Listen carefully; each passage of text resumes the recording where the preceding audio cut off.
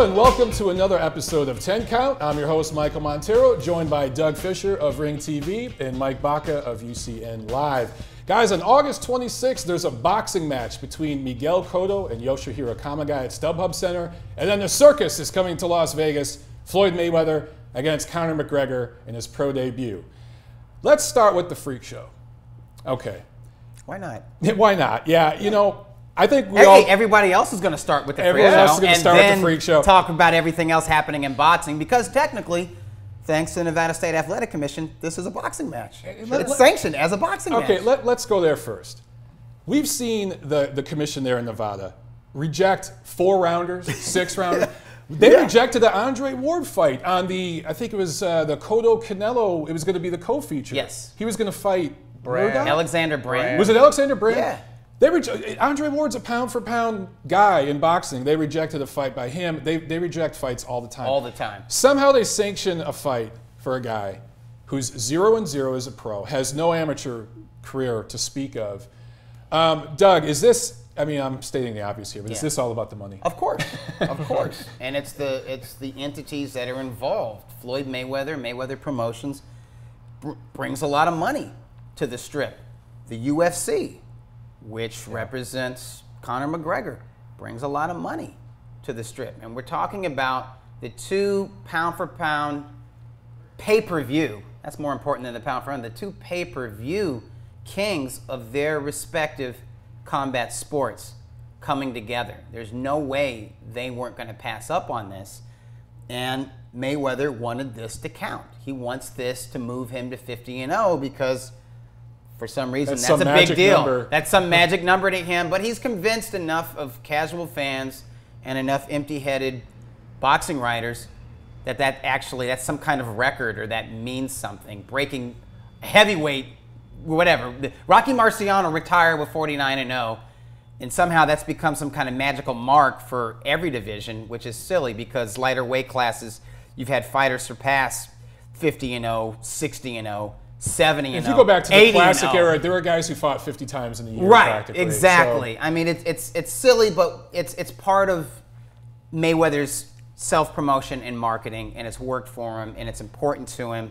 So that's why this is not an exhibition, which is what it should be, and that's why it's going to count as a boxing match, and that's why when people talk about it, it's going to be in the realm of boxing, which might not be bad, because here's the thing. When everyone talks about this fight, just like you called it, they're using words like freak show and circus. They're not recognizing it as a legitimate sporting event. And so it's kind of like buyer beware. But people are still going to buy it because both guys have dedicated fan bases, and there is that curiosity that a freak show creates. So, I mean, you know, the tour is happening this week as we film this, and they're selling out venues. They're selling tickets for people, for the public, to be there just to see the press conference. So that tells you something. I don't hate I will criticize the Nevada State Athletic Commission for sanctioning it as a boxing match, but I won't criticize Mayweather or Mayweather Promotions or Showtime or the UFC or McGregor for being involved in that because this event is going to generate a crazy amount of money. Mike, is it, you know, and again, this is an obvious question, is there any remote possibility that this could be a competitive fight? How do you see it playing out? I think that there's a gentleman's agreement for both guys to save face, and it's going to go all 12. Yeah. What do you think? You know what? I don't want to take anything from McGregor, who's a fantastic fighter in the UFC. I'm not a huge MMA guy. My rule is once they go to the ground, I just lose all interest. Yeah. But standing up, McGregor is an incredible fighter with those little gloves on. It's a lot different than 10-ounce gloves in a boxing ring. And trying to find the head of Floyd Mayweather, for that matter, not many people can do. Maybe ring rust can come into play for Mayweather, and maybe you know, you're asking me to try and come up with an explanation for it being competitive. Mayweather's over 40 and McGregor's in his prime. Now that said, I don't think it's going to be competitive. It would be, I think, a pleasant surprise if it was. McGregor has an incredible left hand. He's shown tremendous power, accuracy. I mean, you see, I think it was his last fight, and the guy he beat, his name escapes me, but he moved up in weight to fight for the title. He landed like 3 or 4 shots right on the money, right on the head. Eddie Alvarez was the guy. Right on the money. Yeah. No pun intended, sorry. But anyways, it was a tremendous combination, and I don't care, it was still fighting to me. Sure. There was still that element of fighting, trading punches. McGregor, I think, is going to go after it.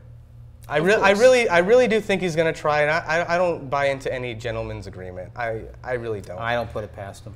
You I don't think put so? it past him at all. These are two astute businessmen that know what they're doing. I see McGregor as a very proud guy when it comes to his fighting. He really does leave it all out there. He's also a human being who lives in this Sure. world, and he knows how much money is at stake. And I also think Dana White got in his ear and said a thing or two and said, look, buddy, if you go out here, I don't care if it's boxing, if you get embarrassed in a round or two, that's bad for our brand. And the one thing UFC does very well, they market to the casual sports fan that has them believing that this fight's competitive. I've been trying to think of another example in sports of I don't want to say freak show, but well, I guess a circus act, an event like this. And I go back to the 90s when Michael Jordan left the NBA and tried to play baseball. Right? And that was this event that a lot of casual observers were interested in, just to see if he could do it. But I remember baseball analysts saying, get real. This is not going to work. He can't do it. Here's the difference. Michael Jordan didn't walk over into the major leagues, into the All-Star game and make $100 million. No. He had to prove himself in the minor leagues. Yeah. And when he didn't make it, all the baseball analysts were saying, well, no shit, that's what we've been telling you people. Right. That's what us dedicated boxing press are saying about this fight. But the difference is McGregor's walking over into the big time. He's making a massive payday. And listen, boxing has always put money first. Of course. You know what I mean? Prize fighting, right? Listen, Floyd Patterson, Hall of Fame enshrined, former heavyweight champion. He fought Pete Rademacher. Right. Pete dropped him. Pete was turning pro. His pro debut was a heavyweight championship, back when the heavyweight championship was the biggest prize in sports. But the difference is, Rademacher was an Olympic gold medalist. Right. He was a tremendous amateur, back when the amateurs was closer to the professional. And he was just a great athlete, because I think he did all kinds of stuff. Yeah. Several different sports. Yes, he was. Yeah. But he was a boxer. He was at least a world-class amateur boxer. So he wasn't changing sports. That's what McGregor is doing. He's changing sports. I understand the curiosity, but on August 26th, I'm going to be at StubHub Center in Carson, California. Aren't we all going to be there? We're going to be watching Cotto Kamegai. I'm secretly going to be rooting for the Japanese fighter. I love Cotto, but it's time for some new blood in boxing. But really, I'm hoping for StubHub magic, and we're probably going to get it in an entertaining matchup. And I think whatever happens on August 26th with Mayweather and McGregor, we've got 3 weeks to get over it. Yeah. And I think boxing will get over it. I think everybody going into the Mayweather-McGregor fight, all the general sports talking heads on ESPN and Fox and other networks that talk about Mayweather-McGregor, they're also going to talk about Canelo Golovkin. And I think in a way, I think it might feed into the hype for September 16. It might be the best commercial for Canelo Golovkin, because if that fight really sucks, and I think it will, Oscar's going to jump right on top of it and say, if you want real boxing, check this out. But let's go back to Cotto Kamegai. Mike, when this fight was first announced, a lot of people kind of groaned, because casual fans really don't know Kamegai, but he is a Japanese badass who brings it every time. He's the naturally bigger, stronger, younger, fresher guy. Even though he's been in a lot of wars, I'd say he's fresher than Cotto. Cotto hasn't fought since he lost to Canelo back in 2015. All things considered, this is going to be a competitive fight, right?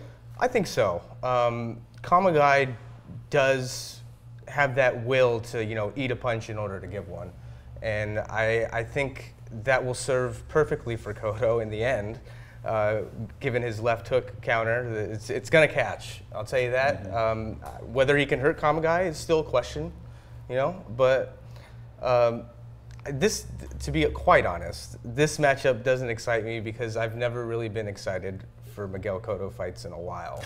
Wow. I have a thing called, and I hate to say it, but it's called the Cotto zone.